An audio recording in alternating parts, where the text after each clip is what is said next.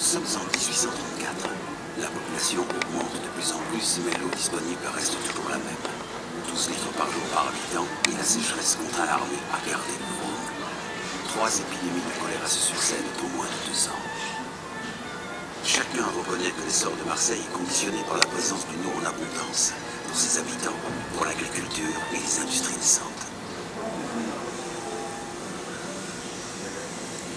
L'idée d'un canal pour amener les eaux des Alpes à Marseille est ancienne.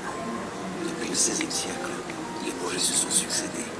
Adam de Craponne, puis Jean-André Floquet, et maintenant Hyacinthe Garella et Charles Bazin ont tous imaginé son tracé idéal.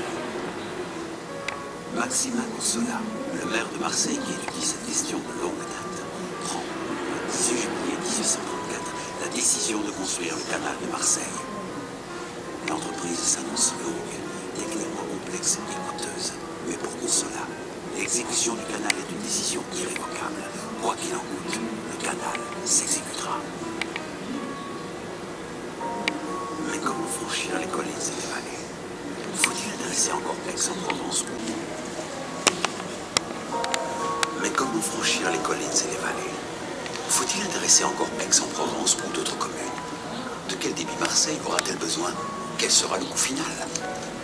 Devant tant d'interrogations et de rapports contradictoires, 2 années vaines se sont écoulées. Là, les élus de Marseille demandent à l'État le concours des ponts et chaussées. L'ingénieur en chef Kermagan cautionne un jeune ingénieur suisse, Franz Mayor de Montricher, qui reprend l'étude d'un tracé. Le projet enthousiasme aussitôt le conseil municipal. La loi du 4 juillet 1838 autorise la ville de Marseille à prélever 5,75 mètres cubes d'eau à la Durance et à construire son propre canal. En 1839, sous la conduite de Montricher, débutent les travaux du plus vaste chantier qu'ait connu la Provence. 84 km de canal à tracer, à construire et à creuser avec une pente moyenne de 33 cm par kilomètre, soit un dénivelé de 27 mètres entre la Durance et Marseille.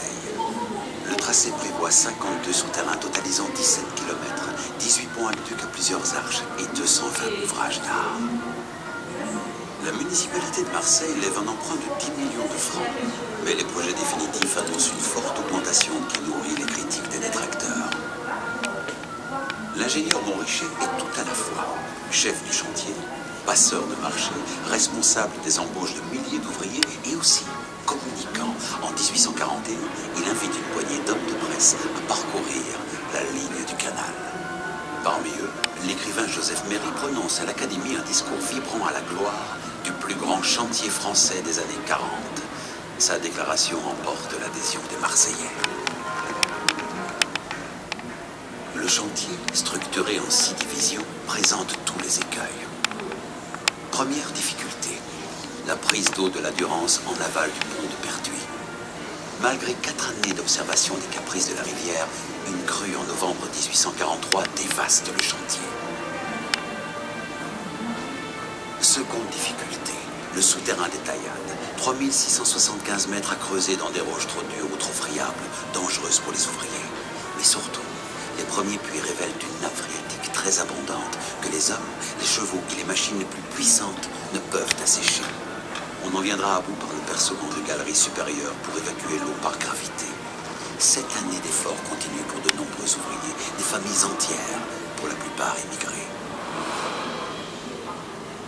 Plus en aval, le canal doit franchir la vallée de l'Arc à 82 mètres au-dessus de la rivière sur un pont aqueduc.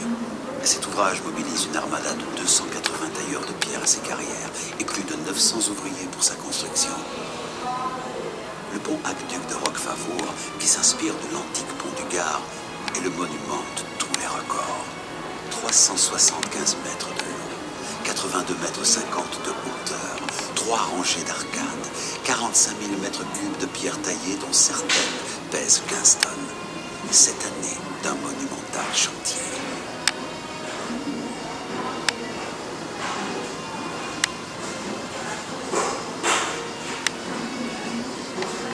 Le 30 juin 1847, l'eau franchit enfin la vallée de l'Arc pour atteindre Marseille, avec l'accueil que l'on imagine.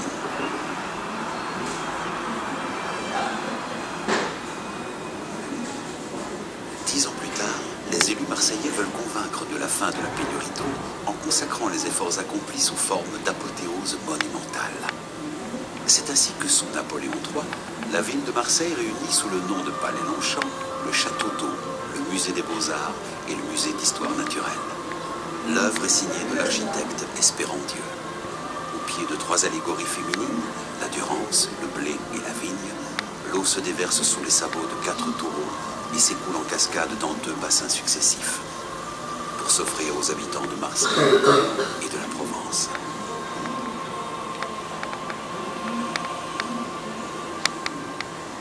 Le canal se prolonge dans la commune en plusieurs dérivations pour le bénéfice du plus grand nombre. Sur les hauteurs, les Bastides profitent de sa générosité. Jardins et cultures sont irrigués au point de transformer le paysage par l'exubérance des feuillages qui fournissent une ombre rafraîchissante l'été. L'eau, désormais en abondance, est chargée des limons de la Durance. Montricher avait bien prévu l'aménagement de bassins de décantation, mais ils se remplissent rapidement de vases. D'autres bassins de plus grande contenance sont progressivement aménagés à Rialtor et à Saint-Christophe afin d'offrir une meilleure qualité de l'eau. Puis enfin, à Saint-Barnabé. L'énergie produite par l'eau profite aux usines qui se sont installées à proximité du canal. On en dénombre plus de 90 au tournant du siècle. Mais les eaux industrielles retournent au canal avec de graves risques de pollution. La municipalité décide donc de séparer en 2 le réseau d'eau. L'un pour l'industrie et la voirie, l'autre pour la consommation des habitants. Le pavillon de partage des eaux, aux Chutes-la-Vue, préfigure le réseau de distribution moderne du XXe siècle, où la qualité importe autant que la quantité. Désormais, l'eau coule en abondance à Marseille. En ce début de siècle, pas un boulevard, pas une rue, pas un immeuble n'échappe aux travaux d'adduction. Si les habitants s'habituent à voir l'eau disponible dans les étages, les fontaines, quant à elles, continuent de recevoir confidences et bavardages. Ah, si l'eau de Marseille devait avoir une mémoire,